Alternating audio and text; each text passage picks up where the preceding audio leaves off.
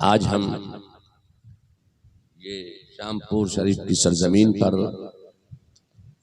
हजरत मौलाना सैयद शाह कुतुबुद्दीन अख्तरुल क़ादरी रहमतुल्लाह तआला अलैह के 15वें सालाना उर्स पाक की महफिल में यहाँ जमा हुए हैं। अल्लाह ताला हमारा और आपका सबका यहाँ जमा होना अपनी बारगाह में कबूल फरमाए। हजरत मौलाना सैयद कुतुबुद्दीन साहब अख्तरुल क़ादरी रहमतुल्लाह तआला अलैह बरेली शरीफ तशरीफ ले जाते और उर्स रज़वी में कभी उनको तकरीर का मौका भी मिल जाया करता। और इस इलाके के बहुत बड़े अजीम आलिम दीन, मुझे उलमा ने बताया कि इस इलाके में मसलके अहले सुन्नत व जमाअत और बिलखुसूस मज़हब मुहज़्ज़ब मसलके अहले सुन्नत व जमाअत की तरवीजो इशाअत में और मसलके आला हजरत की तरवीजो इशाअत में हजरत मौलाना सैयद कुतुबुद्दीन अख्तरुल क़ादरी अलैहि रहमा का बहुत बड़ा हिस्सा है। और उन्होंने दीन व सुन्नियत की और मसलके अहले सुन्नत व जमाअत की बेपनाह खिदमत फरमाई है। ये उसी खिदमाते दीनी का नतीजा है कि आज उनके उर्स की महफिल में कशा कशा लोग खिंचे चले आ रहे हैं। एक रूह वाला कब्र में लेट गया है, एक रूहानियत वाला कब्र में लेट गया। कशा कशा रूह वाले रूहानियत की तलाश में खिंचे चले आ रहे हैं। 15 साल पहले मौलाना सैयद कुतुबुद्दीन साहब का इंतकाल हुआ, जो इस इलाके की सुन्नियत के बहुत बड़े अलमबरदार और आज उनके साहिबजादे हजरत मौलाना सैयद सैफुद्दीन अल क़ादरी साहब उनकी जानशीनी पूरे तौर से अंजाम दे रहे हैं और दीन और सुन्नियत की मसलके अहले सुन्नत व जमाअत की आबियारी कर रहे हैं।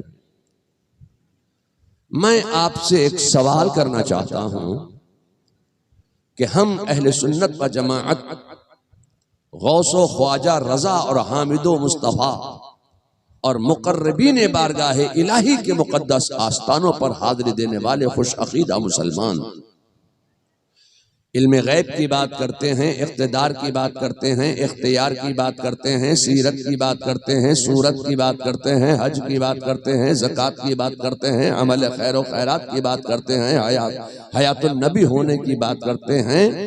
जब हम जिक्र अज़कार करते हैं, मीलाद मुस्तफ़ा का जिक्र करते हैं, तो ये चपड़कनाती तवल्जी अदियाने बातला फिरक़ाए बातला गुस्ताखाने औलिया गद्दाराने खुदा बाग़ियाने रसूल कहते हैं, ये मीलाद करते हैं। तो दीन में मीलाद की कोई असल नहीं, कोई हकीकत नहीं। ज़माने रसूल में मीलाद मुस्तफ़ा नहीं होता था। ये मीलादुन नबी का करना बरेली से मौलाना अहमद रजा ने ईजाद कर दिया। मीलाद करना बिदअत है, बिदअत है, बिदअत। मैं आपसे कहना चाहता हूं कि आपके यहाँ बिदअत की तारीफ ये की गई कि जो चीज ज़माने रसूल में ना हो बाद में ईजाद की जाए वो बिदअत है। मैं आपसे कहना चाहता हूं कि आप कहते हैं कि मीलाद मुस्तफ़ा ज़माने रसूल में नहीं होता था, अब इस ज़माने में बरेली से मौलाना अहमद रजा ने मीलाद नबी का इनेकाद कर दिया। ये बिदअत है, ये बरेली की इजाद है। मैं आपसे कहना चाहता हूं कि आला हजरत फाजिल बरेलवी का मकाम ये है कि उन्होंने मीलादुन नबी पर दलाइल बराहीन के अंबार लगाए हैं, ईजाद नहीं किया है। ईजाद करना और है, मीलाद मुस्तफ़ा पे दलाइल बराहीन के अंबार लगा देना ये और है। अब मैं आपसे कहना चाहता हूँ, ये कहते हैं कि बिदअत है, ज़माने रसूल में नहीं होता था। अब मैं आपसे कहना चाहता हूँ कि अल्लाह तबारक व तआला एक मख्फी खजाना अल्लाह ताला ने जब चाहा कि मेरी मार्फत हो तो अपने नूर से एक नूर जाहिर फरमाया। आज लोग नूरे मोहम्मदी का इनकार करते हैं। जब नूरे मोहम्मदी का इनकार किया गया तो बरेली की सरजमीन से इमाम अहमद रजा खड़े हो गए और उन्होंने नूरे मोहम्मदी पर ऐसे दलाइल और बराहीन के अंबार लगा दिए हैं कि आज तक दुनियाए बदअकीदगियत तड़प रही है, फड़फड़ा रही है, मगर आला हजरत के दलाइल का वो कोई जवाब नहीं ला पा रही है। कहते हैं कि ये नूर जो है वो नूरे मोहम्मदी अल्लाह का नूर नहीं है। जब नूर होने का इनकार किया गया तो आला हजरत खड़े हुए। जब मिलादुन नबी का इनकार किया गया तो आला हजरत खड़े हुए और मिलादुन नबी पर दलाइल बराहीन के अंबार लगा दिए। अब मैं आपसे कहना चाहता हूँ कि मिलाद ये बरेली की इजाद नहीं है, बल्कि मिलादुन नबी का करना सुन्नत इलाहिया है और मिलादुन नबी का सुन्ना सुन्नत अंबिया है। और चपड़कनाती तवलची वहाबी कहता है नहीं ये बिदअत है, ज़माने रसूल में नहीं होता था। अब मैं आपसे कहना चाहता हूँ कि अल्लाह तबारक व तआला ने आलमे अरवाह में एक सेशन में नहीं बल्कि 2 सेशन में मिलाद मुस्तफ़ा का इनेकाद किया। आपको मालूम है कि जो इजलास हिंदुस्तान में मुनक्किद होते हैं, जब उलमा की कसरत होती है तो वो कई सेशन में इजलास मुनक्किद किए जाते हैं। पहला सेशन सुबह 8 से 11 तक, दूसरा सेशन जो है वो 12 से 2 तक, जोहर के बाद फिर 3 से 5 तक कई सेशन में इजलास मुनक्किद होते हैं। तो अल्लाह तबारक व तआला ने अपने प्यारे रसूल सल्लल्लाहु अलैहि वसल्लम की मिलाद का इनकाद किया तो एक सेशन में नहीं बल्कि 2 सेशन में मुनक्किद किया। पहला सेशन अल्लाह ने ला इलाहा इल्लल्लाह पर मुनक्किद फरमाया और दूसरा सेशन मुहम्मदुर रसूलुल्लाह पर मुनक्किद किया। पहले सेशन में रुबूबियत की, उलूहियत की बात की गई। अल्लाह तबारक ताला ने तमाम अव्वलीन व आखिरीन को, काफिरीन को, मुशरिकीन को, मुल्हिदीन को, नेचरीन को, चकालिबीन को, तमाम मोमिनीन को, सिद्दीकीन को, शुहदा को, सालिहीन को, अव्वलीन व आखिरीन को, मर्दों को, औरतों को, नुजबा को, नुकबा को, अब्दाल को, अगवास को, औताद को, अफराद को जमा किया और सबको जमा करके अल्लाह ताला ने इरशाद फरमाया कि अलस्तु बिरब्बिकुम, क्या मैं तुम्हारा रब नहीं हूं? तो सारी रूहें खामोश। उन रूहों में रूहे मोहम्मदी भी मौजूद थी।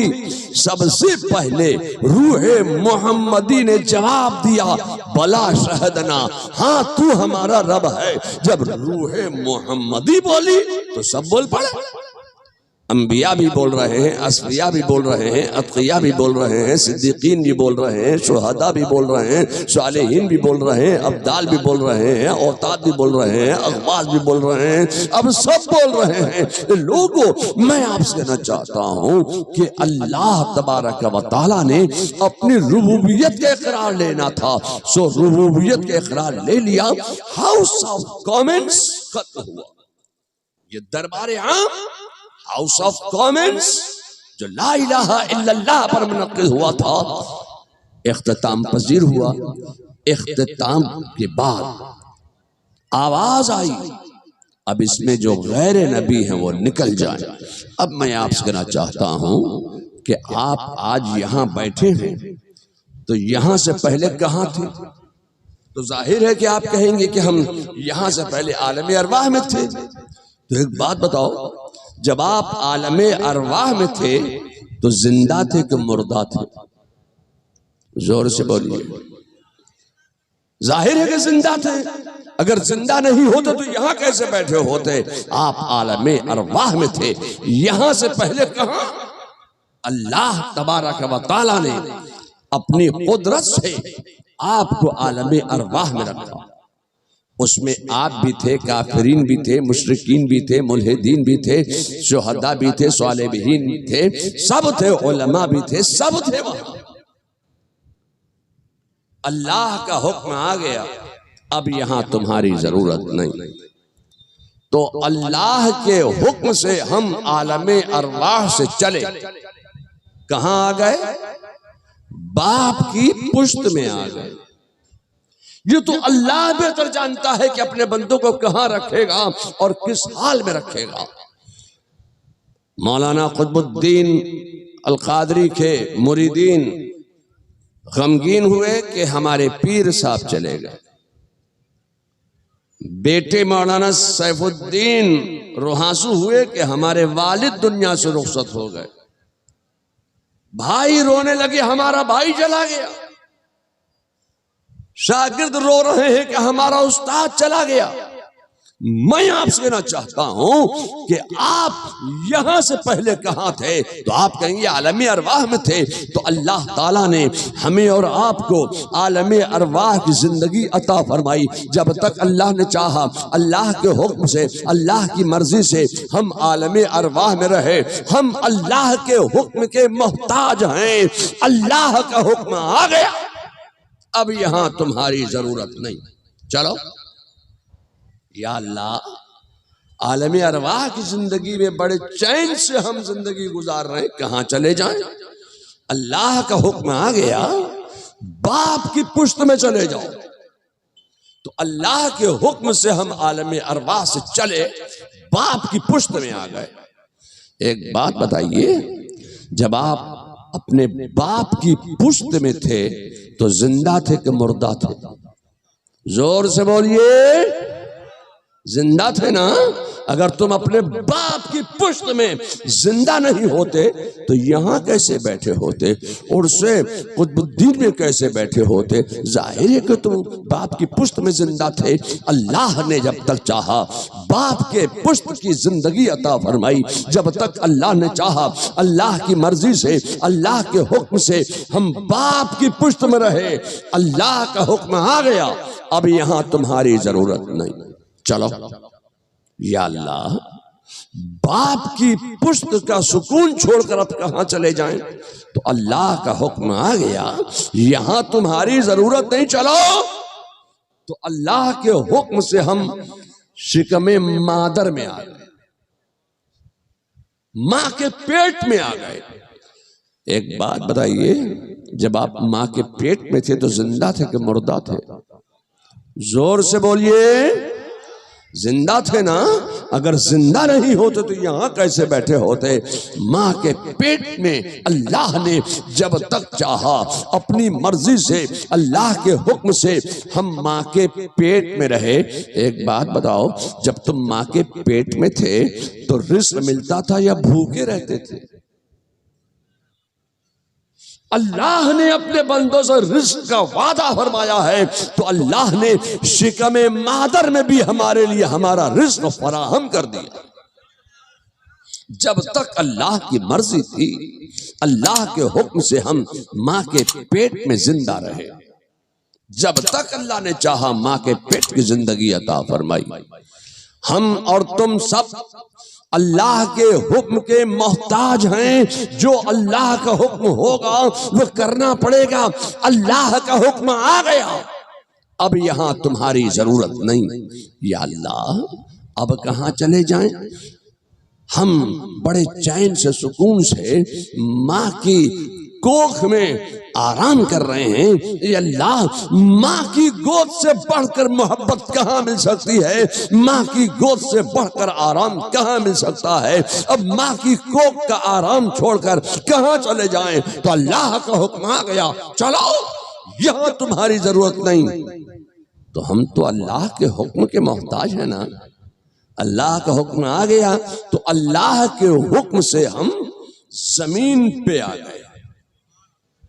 कहां आ गए? दुनिया में आ गए। जब तक अल्लाह चाहेगा, अल्लाह की मर्जी से, अल्लाह के हुक्म से हम यहाँ दुनिया में रहेंगे, चाहे कितनी ही बड़ी बड़ी तंजीमें बन जाए, चाहे कैसी कैसी हुकूमतें बन जाए, जो निकालना चाहेगा निकाल नहीं सकता है, इसलिए कि अल्लाह के हुक्म से हम दुनिया में हैं। जब तक अल्लाह चाहेगा दुनिया में रखेगा। अल्लाह की मर्जी से हम दुनिया में हैं। अल्लाह का हुक्म आ गया, अब यहां तुम्हारी जरूरत नहीं। या अल्लाह अब कहां चले जाएं? चलो या अल्लाह, बड़ी मेहनत की है हमने, बड़ी मेहनत से मकान बनाया, बड़ी मेहनत से फॉर्च्यूनर गाड़ी खरीदी है, BMW खरीदी है, ये दुकान कौन चलाएगा? ये मकान इतने बड़ा जो बिल्डिंग बनाई हमने, उसमें कौन रहेगा? ए अल्लाह, हमारा कारोबार बहुत बड़ा है, बहुत दौलत हमने कमाई है। ए अल्लाह, अब इस दौलत को छोड़कर, इस मकान को छोड़कर हम कहाँ चले जाएं? हमारा बाप यहाँ है, दादा यहाँ है, भाई यहाँ है, चाचा यहाँ है, नाना यहाँ है, नानी यहाँ है, दादा यहाँ है, दादी यहाँ है, अब सब कुछ तो हमारा यहाँ है। अब हम इसको छोड़कर कहाँ चले जाएं? तो अल्लाह का हुक्म आ गया, नहीं चलो। या अल्लाह, कहां चले जाएं? कहा ऊपर थे नीचे चले जाओ। तो अल्लाह के हुक्म से हम कब्र में चले गए। एक बात बताओ, कब्र में सवाल होंगे कि नहीं होंगे? जोर से बोलिए, कब्र में सवाल होंगे ना? मुर्दा से होंगे कि जिंदा से होंगे? कब्र में सवाल होंगे कि नहीं होंगे? अच्छा, कब्र में सवाल बंगला जुबान में होंगे? कौन सी जुबान में होंगे? हिंदी में होंगे, उर्दू में होंगे, इंग्लिश में होंगे, फ्रेंच में होंगे, क्रियोल में होंगे, जापानीज में होंगे, चाइनीज में होंगे, डच में होंगे, जोलू में होंगे। कौन सी जुबान में होंगे? जोर से बोलिए, कौन सी जुबान में होंगे? अरबी में ना? आपको आती है अरबी? आपको आती है? मुफ्ती साहब से पूछिए, ये उलमा बैठे, इनसे पूछिए कि कब्र में सवाल होंगे तो कौन सी जुबान में होंगे? अरबी में होंगे ना? आपको आती है? मैं आपसे कहना चाहता हूं कि अरबी आती नहीं है। अल्लाह के एक हुक्म का कमाल ये है कि चलो जगह बदलो।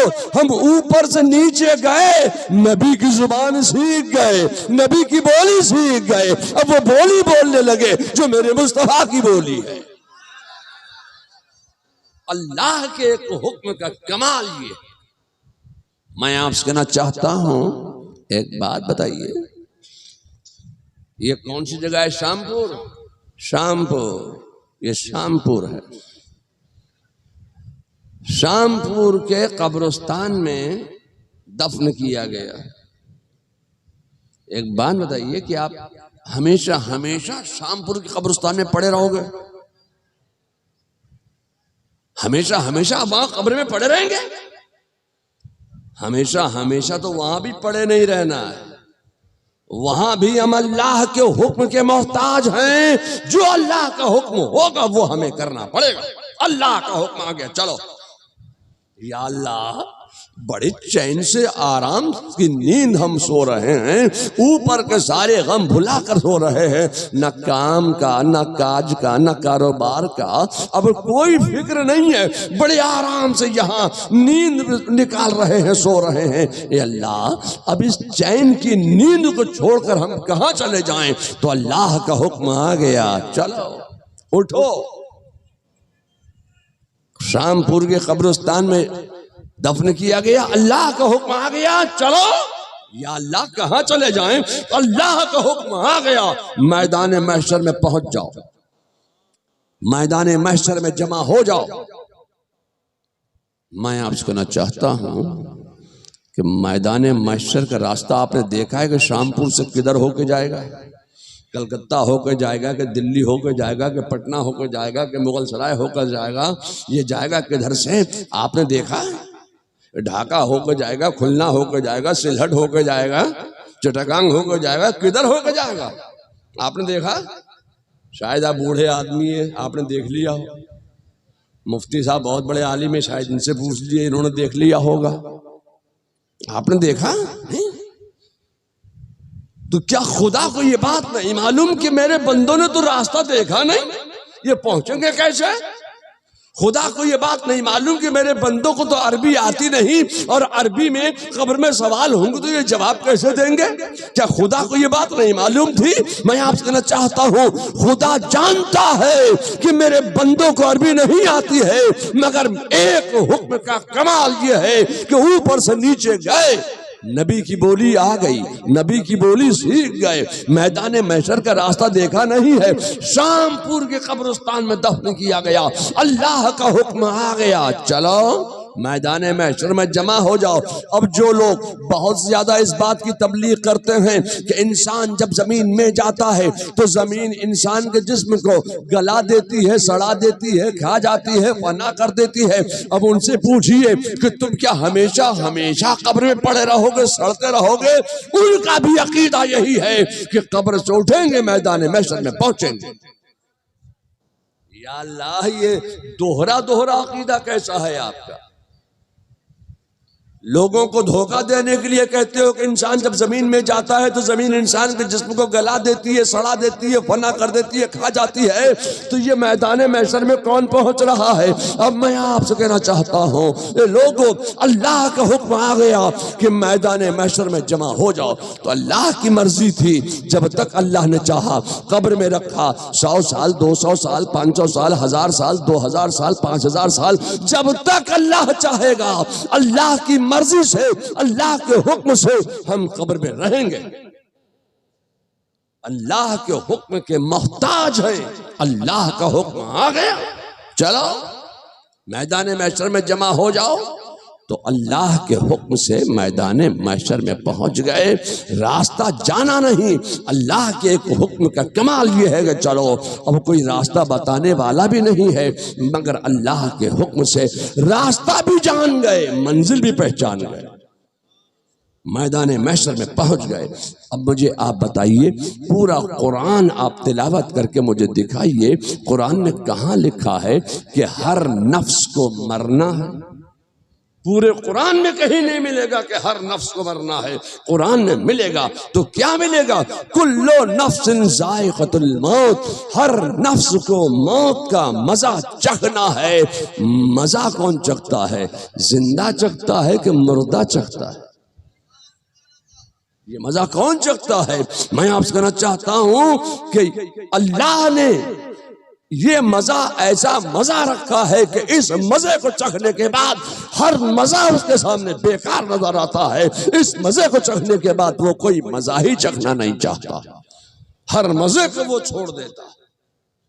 अल्लाह की मर्जी से हम मंजिल भी जान गए, रास्ता भी पहचान गए, मैदान महशर में जमा हो। अब मैदान महशर में बाप मिल गया, हमारी मदद करो, परेशान है, बाप काम नहीं आएगा। भाई को पहचान लिया, ये मेरा बड़ा भाई है, भाई काम नहीं आएगा। उस्ताद के पहचान लिया, ये मेरा उस्ताद है, उस्ताद काम नहीं आएगा। अब वहां काम कोई आने वाला नहीं है, न माँ काम आ रही है, न बाप काम आ रहा है, न दादा काम आ रहा है, न उस्ताद काम आ रहा है, न चचा काम आ रहा है। अब अगर कोई वहां कोई जात अगर काम आने वाली है तो उसी मुकद्दस जात का नाम है मुहम्मदुर रसूलुल्लाह। जो मैदाने, जो आलम अरवाह में भी काम आए, जो दुनिया में भी काम आ रहे हैं, जो कब्र में भी काम आए, जो मैदान महशर में भी काम आए। अब मैं आपसे कहना चाहता हूं, क्या मैदान महशर में आप हमेशा हमेशा खड़े रहेंगे? मैदान महशर में भी हमेशा हमेशा खड़े नहीं रहना है। अब वहां भी इंतजार हो रहा है, नामे आमाल पेश हो रहे हैं। अब अगर नामे आमाल सीधे हाथ में आ गया तब तो खैर है, और अगर बाएं हाथ में आ गया तो खैरियत नहीं है। अल्लाह का हुक्म आ गया इसको जहन्नम में डाल दिया जाए तो वहां आप तहरीक नहीं चला सकते।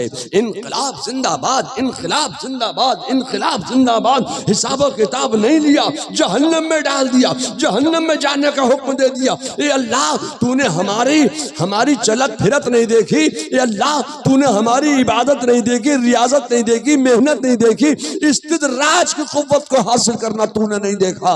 ए अल्लाह, हमने तो चिल्ला काटा था, 3 दिन का चिल्ला तूने नहीं देखा। ए अल्लाह, हमने 6 दिन का चिल्ला काटा, 10 दिन का चिल्ला काटा, हम 20 दिन के चिल्ले पे गए, 40 दिन का चिल्ला हमने काटा, 3 महीने का चिल्ला हमने काटा, 6 महीने का चिल्ला काटा, 1 साल का चिल्ला काटा, चिल्ला चिल्ला कर हम सारी जिंदगी चिल्ले काटते रहे। ए अल्लाह, हमारे चिल्ले काम नहीं आए। मैं आपसे कहना चाहता हूं, वहां न चिल्ला काम आएगा, न चिल्ली काम आएगी। अगर कोई चीज काम आने वाली है वो ज़ाते मुस्तफा है, जो मुस्तफा की ज़ात है, जो काम आने वाली है, जो यहां भी काम आ रहे हैं वहां भी काम आ रहे हैं। ये लोगों, मैं आपसे कहना चाहता हूं कि अगर अल्लाह ताला इरशाद फरमाता है कि अगर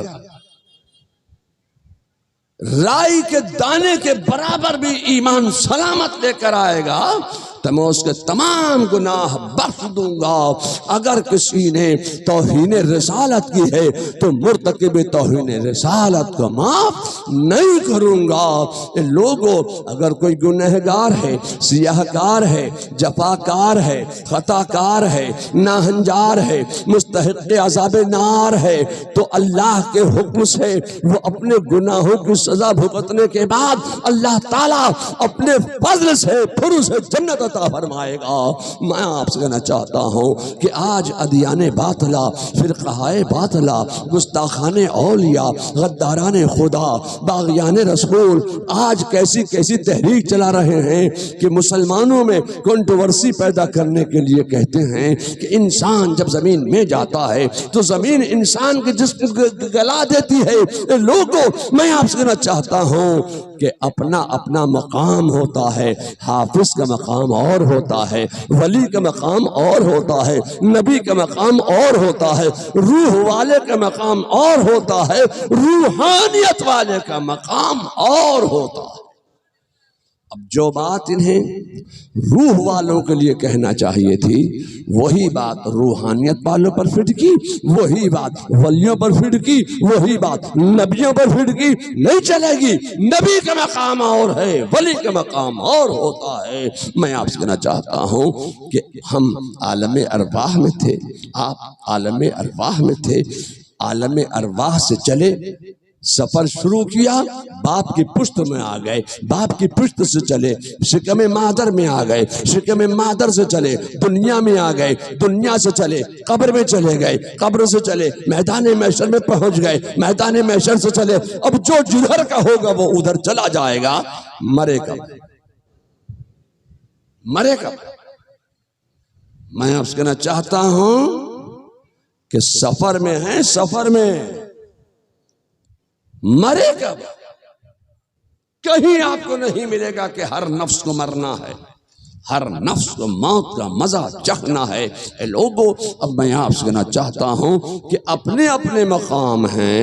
आज इस बात की बड़ी तहरीक चलाई जाती है कि इंसान जब जमीन में जाएगा तो जमीन इंसान के जिस्म को गला देती है।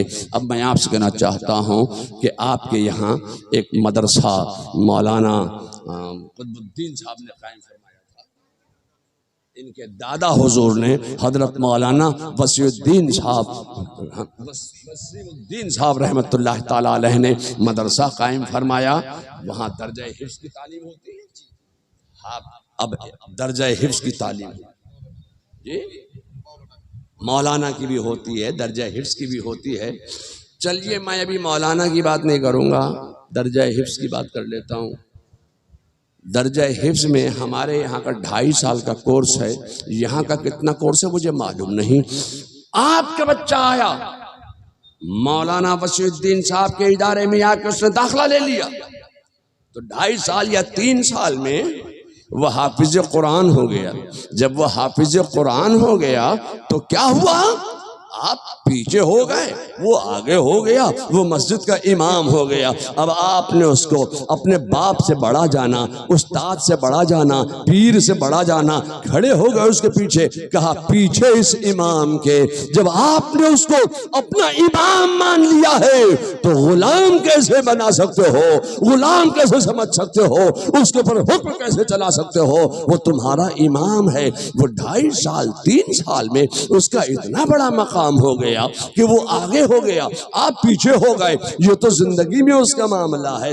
मरने के बाद भी, दुनिया से जाने के बाद भी, इस दुनिया से रुखसत हो जाने के बाद भी, इंतकाल कर जाने के बाद भी, कब्र में जाने के बाद भी एक हाफिज कुरान का मकाम ये है, मनसब ये है कि हाफिज कुरान के जिस्म को जमीन गलाती नहीं। ये लोग कहते हैं कि इंसान जब जमीन में जाएगा तो जमीन इंसान के जिस्म को गला देती है। आला हजरत फाजिल बरेलवी फरमाते हैं कि अगर कोई हाफिज कुरान हो गया, अब जब वो जमीन में जाता है तो जमीन को यकीनन अल्लाह ने ये ताकत दी है, ये कुव्वत दी है, ये तवानाई दी है। अल्लाह ने जमीन में ये ताकत और कुव्वत और तवानाई वदियत फरमा दी है कि इंसान जब जमीन में जाता है तो जमीन इंसान के जिस्म को गला देती है। मगर अगर कोई हाफिज कुरान हो गया तो हाफिज कुरान के जिस्म को जमीन गलाती नहीं। क्या करती है? जमीन हिफाजत करती है। क्यों? इसलिए कि उसके सीने में कुरान के 30 पारे रखे हुए हैं। ये उसका अपना कमाल नहीं है, बल्कि ये कुरान का मोजज़ा है, ये कुरान का कमाल है कि कुरान की बरकत से जमीन उसके जिस्म की हिफाजत कर रही है। लोगों, मैं आपसे कहना चाहता हूं कि जब हाफिज कुरान के जिस्म की जमीन हिफाजत कर रही है तो साहिब कुरान का आलम क्या होगा? जब हाफिज कुरान के जिस्म की जमीन हिफाजत कर रही है तो साहिब कुरान का आलम क्या होगा? साहिब कुरान के जिस्म की जमीन कैसी हिफाजत कर रही होगी? साहिब कुरान जिसके बतन मुबारक में, जिसके रहम मुबारक में 9 महीने तक जलवा कर रहा हो, उसके जिस्म की भी जमीन हिफाजत कर रही है। हजरत तैयबा ताहिरा जाहिदा आबिदा हजरत आमना रज़ियल्लाहु ताला अन्हा के जिस्म की भी जमीन हिफाजत कर रही है। लोगों, मैं आपसे कहना चाहता हूं कि ये इदारा कायम किया गया, इस इदारे में दीन और सुन्नियत की, मसलक अहले सुन्नत व जमात की आबियारी हो रही है और मसलक आला हजरत की इशाअत हो रही है। अल्लाह तबारक व ताला इस इदारे को, इस मदरसे को जो हजरत मौलाना सैयद शाह वसीमुद्दीन साहब रहमतुल्लाह ताला अलैह ने कायम फरमाया, इस इदारे को दीन और सुन्नियत और मसलक अहले सुन्नत व जमात और बिलखुसूस मसलक आला हजरत की तरबीज और इशाअत का अजीम किला बना दे और यहाँ से दीन और सुन्नियत की आबियारी होती रहे। और अल्लाह तबारक ताला इस इदारे की बरकत से, इस इलाके की जमीन से, दरो दीवार से, इलाके के लोगों के घरों से, मुसलमानों की जिंदगियों से, जुमला सैयारों की नहूसतों को दूर फरमाए और अपनी बरकतों का नुज़ूल फरमा दे। क्योंकि आपकी जुबान जो है वो बंगला है, हमें बंगला भाषी बक्ता नई, हमें उर्दू भाषी बक्ता, बुझले ना हमारे कथा, बुझले ना हमारे कथा, हमें बंगला भाषी बक्ता। मौलाना मुफ्ती जुबैर साहब बंगला भाषी बक्ता, तो उनकी तकरीर में तो आप खूब नारे लगा रहे थे, इसलिए कि आप समझ रहे थे। मेरी बात ऐसा महसूस होता है कि आपके सरों के ऊपर से निकल जा रही है। मैं कोई बहुत अदक उर्दू नहीं बोल रहा हूँ, बड़ी आसान उर्दू में मैं आपसे गुफ्तगू कर रहा हूँ। मैं आपसे कहना चाहता हूँ कि हजरत आदम अलैहिस्सलाम, लोग कहते हैं ये चपड़गनाती तवलची, क्या कहते हैं कि उर्दू हमारे मदरसे में पढ़ी है। जब आपके मदरसे में रसूलुल्लाह को आपने अपने मदरसे का शागिर्द बना लिया कि हमारे मदरसा देवबंद में उर्दू आपने तालीम हासिल की। तो मैं आपसे कहना चाहता हूँ कि हज़रत आदम अलैहिस्सलाम का कमाल ये था कि वो दुनिया की हर जुबान समझते थे, और मेरे मुस्तफ़ा का भी ये मौजज़ा है कि वो दुनिया की हर जुबान समझते हैं। बंगला में याद करो मुस्तफ़ा समझ रहे हैं, उर्दू में याद करो मुस्तफ़ा समझ रहे हैं, उर्दू में याद करो मुस्तफ़ा समझ रहे हैं, हिंदी में याद करो मुस्तफ़ा समझ रहे हैं, इंग्लिश में याद करो मुस्तफ़ा समझ रहे हैं। अपने उम्मती की हर जुबान मेरे मुस्तफ़ा जानने वाले। अल्लाह तबारक व तआला हमें और आपको सबको रसूलुल्लाह सल्लल्लाहु अलैहि वसल्लम की सच्ची और पक्की मोहब्बत अता फरमाए। मुझे